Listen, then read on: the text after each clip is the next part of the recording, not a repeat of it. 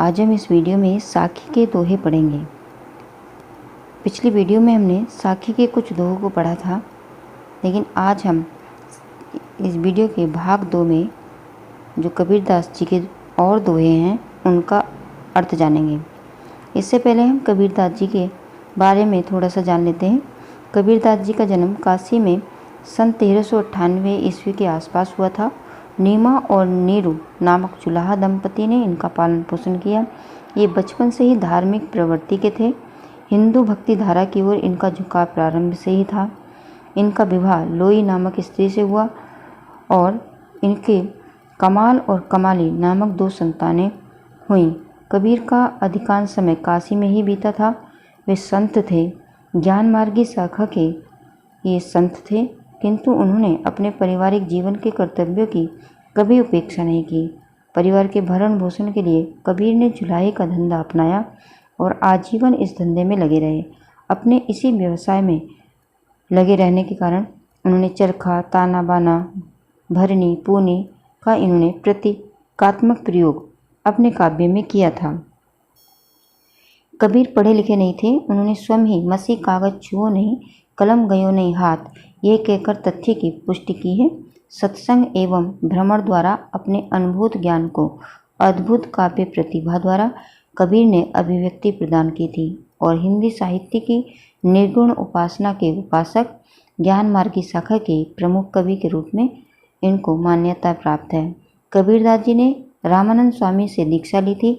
कुछ लोग इन्हें सूफी फकीर शेख तक्की का भी शिष्य मानते हैं, किंतु श्रद्धा के साथ कबीर ने स्वामी रामानंद का नाम लिया है। इससे स्पष्ट है कि स्वामी रामानंद ही कबीरदास जी के गुरु थे। काशी में मरने पर मोक्ष होता है, इस अंधविश्वास को मिटने के लिए कबीर जीवन के अंतिम दिनों में मगहर चले गए। वहीं सन 1945 ईस्वी में इनका देहांत हो गया। कबीर पढ़े लिखे न होने के कारण कबीर ने स्वयं कुछ नहीं लिखा। इनके शिष्यों द्वारा ही इतनी रचनाओं का संकलन मिलता है और इनके जो शिष्य हैं धर्मदास ने इनकी रचनाओं का संकलन बीजक नामक ग्रंथ में किया। इनके 3 खंड हैं, साखी, शबद, रमैनी। तो इस वीडियो में हम साखी के दोहों का अर्थ समझेंगे। कबीरदास जी का ये दोहा साखी से लिया गया है। दोहा है, झूठे सुख को सुख कहें, मानत है मनमोद, जगत चबेना काल का, कछु मुख में कुछ गोद। मानत है का अर्थ है अनुभव करते हैं, मोद का अर्थ है हर्ष, खुशी, और चबेने का अर्थ है चबाकर खाने की वस्तु, भुना हुआ चना या चावल। इस दोहे में कबीरदास जी ने संसारिक सुख को झूठा बताते हुए संसार की असारता को स्पष्ट किया है। वो कहते हैं कि अज्ञानी मनुष्य, इस दोहे में कबीरदास जी कहते हैं कि संसार को देखिए, संसार में कितने अज्ञानी मनुष्य हैं। संसारिक सुखों को जो कि झूठे हैं और उनके परिणाम भी दुखदायी होते हैं, सच्चे सुख समझते हैं और मन में बड़े प्रसन्न होते हैं। इस दोहे में कबीरदास जी कहते हैं कि संसार के लोगों को तो देखो, संसार के लोगों जो झूठा है, जो सुख दुख देने वाला है, उसको हम सच्चा सुख समझ लेते हैं और बहुत ही आनंद से प्रसन्न होते रहते हैं। मतलब कबीरदास जी कहते हैं कि ये संसार की देखो, लोगों की अज्ञानता तो देखो कि संसार के जो सुख होते हैं और जो वो सारे सुख झूठे होते हैं और इनका अंत में परिणाम भी दुखदायी होता है। लेकिन ऐसे सुख को मनुष्य जो है सुख समझते हैं और बहुत आनंद बनाते हैं कि हम बहुत सुखी हैं, लेकिन ये भूल जाते हैं कि ये सुख आगे चल कर के दुखों का कारण भी हो सकते हैं। आगे कबीरदास जी कहते हैं कि ये भी भूल जाते हैं कि ये सारा जगत काल के चबेने चने के समान है। जैसे उन्होंने कहा कि जगत चबेना काल का, कुछ मुख में कुछ गोद। कबीरदास जी यहाँ पर संसार की वास्तविकता का ज्ञान करा रहे हैं कि संसार की वास्तविकता क्या है। इस लाइन में उन्होंने संसार की वास्तविकता को समझा दिया है। उन्होंने बताया कि जो सारा संसार है वो जो काल होता है, काल अर्थात मृत्यु के हाथ में रखे हुए चने के समान है। यानी जो संसार के लोग हैं वो उस काल के हाथ में चने, जैसे किसी व्यक्ति के हाथ में चने रखे होते हैं और वो चने उसमें से निकाल निकाल कर खा रहा होता है, तो कुछ चने उसके मुंह में होते हैं, कुछ हाथ में होते हैं और कुछ उसके झोले में होते हैं।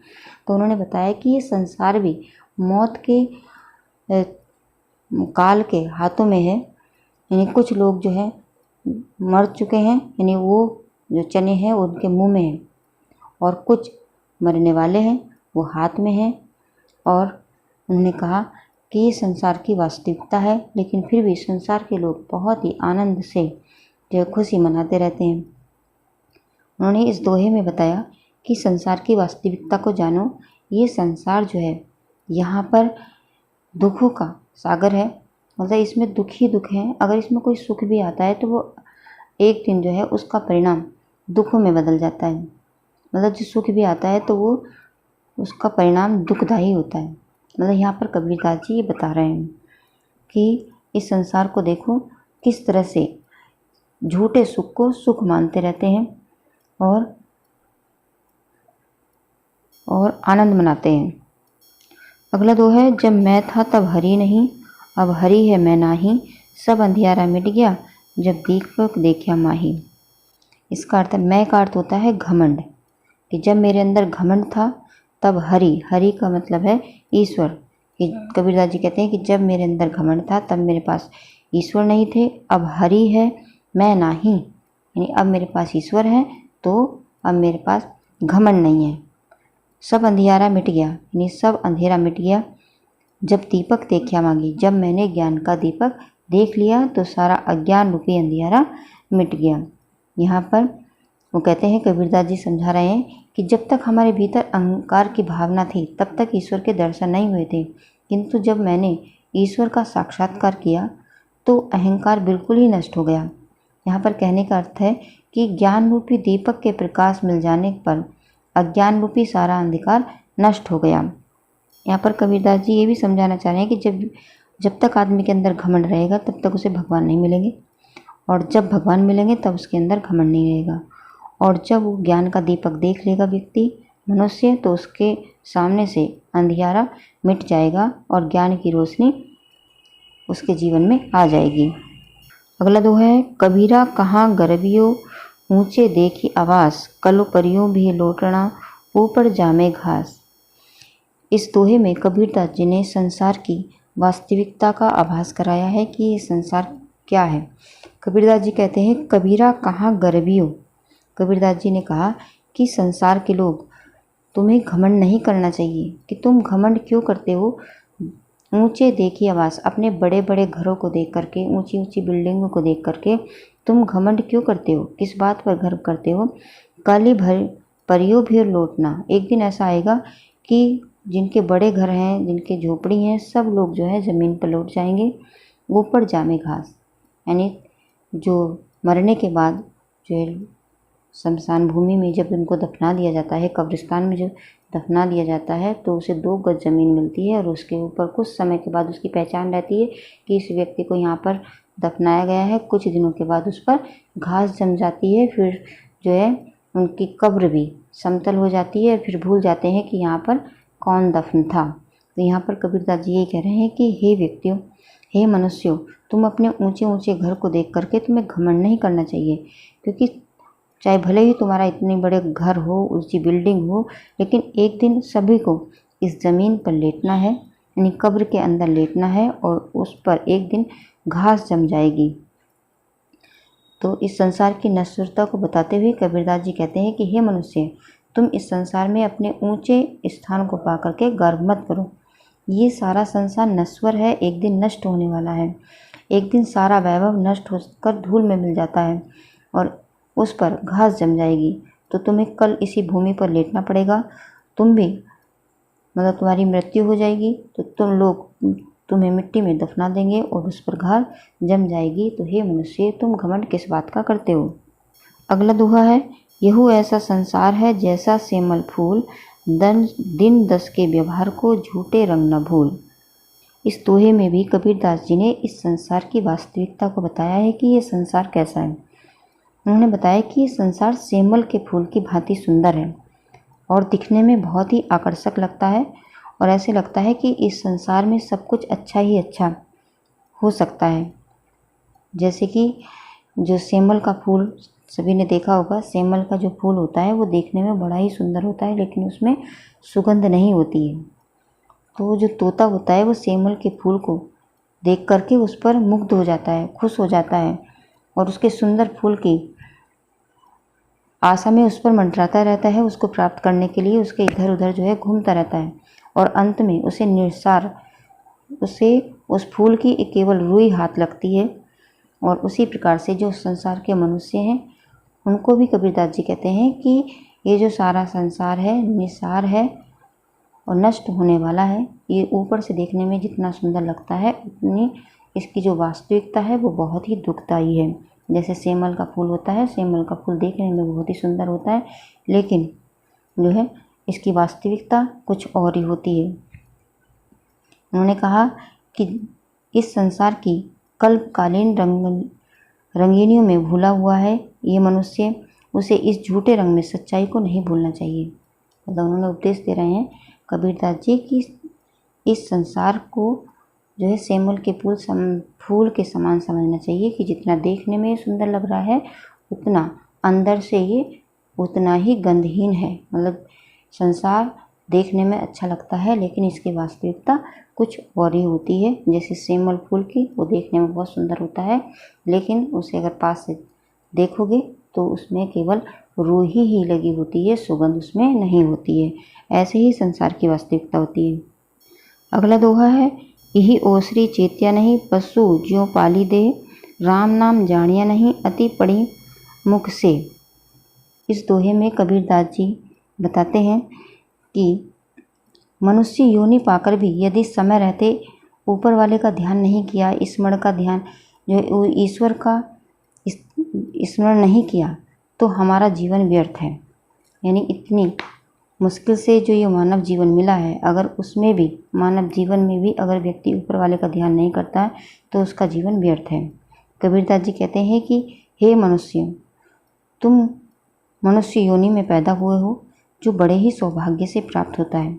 इतना सुंदर अवसर पाकर भी तुम सजग नहीं होते और राम नाम का स्मरण नहीं करते, केवल पशु की भांति अपने शरीर का पालन पोषण करते हो। ये समझ लो कि यदि समय रहते तुम राम का स्मरण नहीं किया तो अंत में मिट्टी में ही मिलना होगा। यहाँ पर राम का जो अर्थ है वो अपने धर्म के अनुसार है। तो यहाँ पर जिसका भी जो धर्म है उस धर्म के आधार पर अगर वो अपने ईश्वर का नाम नहीं लेता है, जैसे हिंदू धर्म वाले राम का नाम लेते हैं और मुस्लिम धर्म के लोग अल्लाह का नाम लेते हैं, तो यहाँ पर कबीरदास जी समझा रहे हैं कि अगर मनुष्य योनि में आकर भी तुम अपने धर्म के अनुसार अपने ऊपर वाले का नाम नहीं लेते हो तो तुम्हारे अंत समय में तुम्हारे जो है केवल पशु की भांति ही अपने शरीर का पालन पोषण कर रहे हो।